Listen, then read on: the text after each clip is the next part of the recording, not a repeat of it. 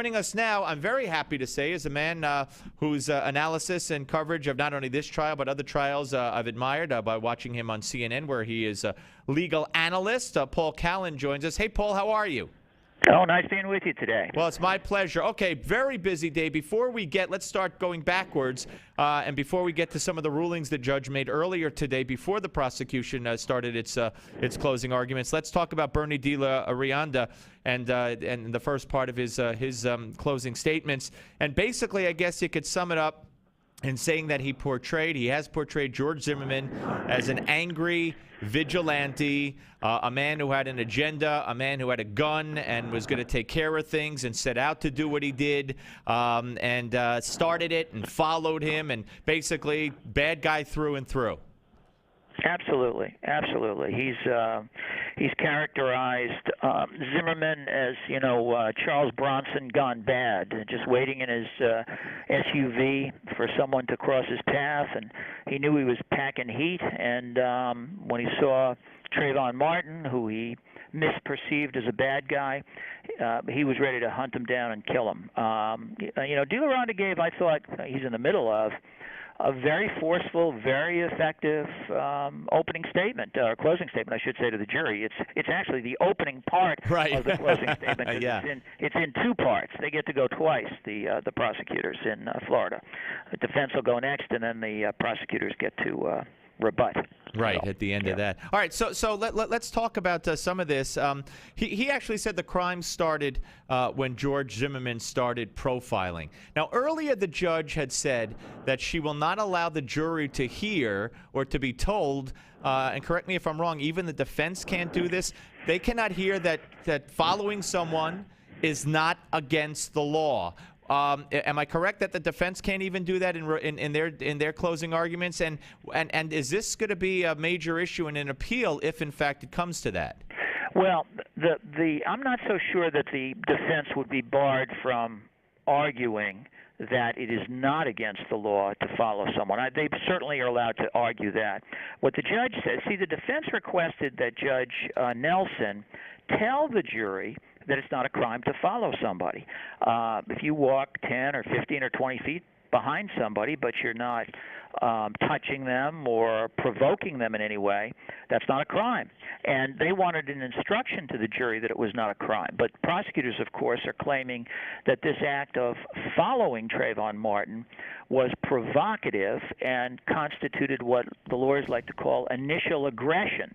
And if you're the initial aggressor, then you lose your right to claim self-defense. And so that the following part of it's a big, big part of the prosecution case. So that was a blow to the defense that the judge wasn't going to tell him, hey, it's not a crime to follow somebody. And by the way, it's not. So the lawyers are going to argue both sides of that, and jurors will decide it based on common sense. Okay, so the defense can present it, but the judge will not instruct the jury as to that point. That's right. Also, earlier today, the judge did allow in an alternate verdict of manslaughter, which could carry a 30-year prison term.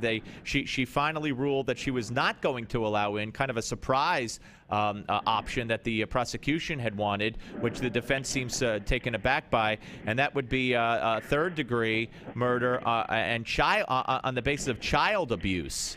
Yeah, that one was a blockbuster. Out of the blue, prosecutors say, we want you to charge that this was a murder that took place in the course of child abuse.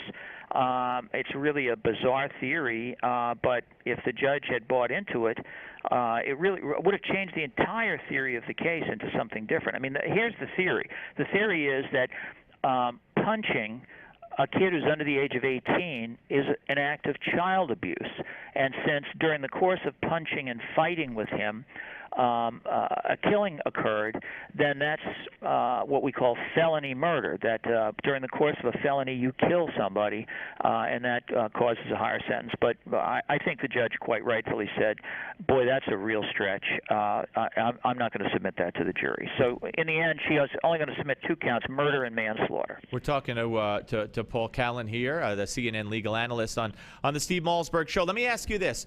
Is the jury aware of the penalty guilty for manslaughter? Will they know going in that if they take what they consider to be the lesser of two charges, he could still get 30 years in prison? You know, that's a great question, Steve, and I think probably 90% of people assume the jury knows the implications of what a conviction will mean, and they don't. As a matter of fact, they're never instructed. So they will. This jury might think that they're cutting Zimmerman a big break by coming in with a manslaughter conviction, and in the end, he could wind up with a 30-year sentence, which would be just as bad as being convicted of murder in the second degree. The only time in the criminal law that the jury knows the sentence is when it's a death penalty case. Otherwise, sentencing is strictly left up to the judge, and the jury's just there to make a factual decision as to what crime has been committed. Based on what you've heard so far in part one of the prosecution's closing arguments, and they're resuming now, that kind of presentation, that kind of accusation, and that also that Trayvon Martin's body provides evidence of Zimmerman's guilt, and the body speaks to you. It says Zimmerman is lying, and everything you've heard so far. Do you have confidence do you believe that? Let me rephrase the question as a non-attorney. Do you believe that the defense in their closing arguments, specifically, I believe Mr. O'Mara, who will give it, can overcome this, and rebut point by point effectively what the jury's now hearing?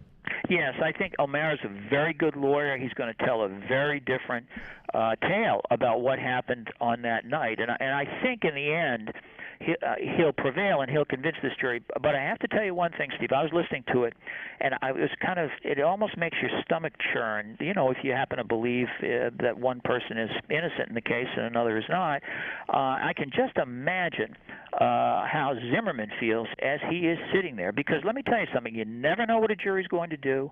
And De La Ronda, very experienced guy. He's tried hundreds of cases, a lot of murder cases. He knows how to take facts, weave them together, and make somebody look guilty. And I thought, so far at least, he's doing a very, very good job of making Zimmerman look like a pretty evil character who deserves to be convicted. But the jury has to hear all summations before they make their mind up. Yeah, it's going to be very, very interesting. And let me one final word.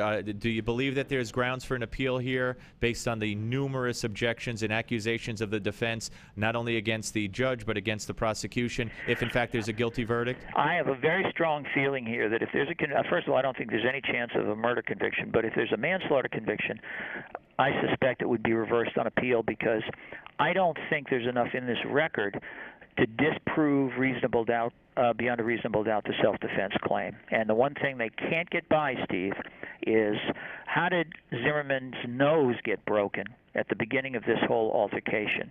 It sounds like Trayvon Martin initiated the assault. And unless you have an explanation for that, how can you say that Zimmerman didn't have the right to defend himself? Well, Paul, it's like a caller. I was filling in on a radio station in Washington a few weekends ago, and like a caller said, how do we know he didn't run home and have his brother beat him up and then come back to the scene and lie down?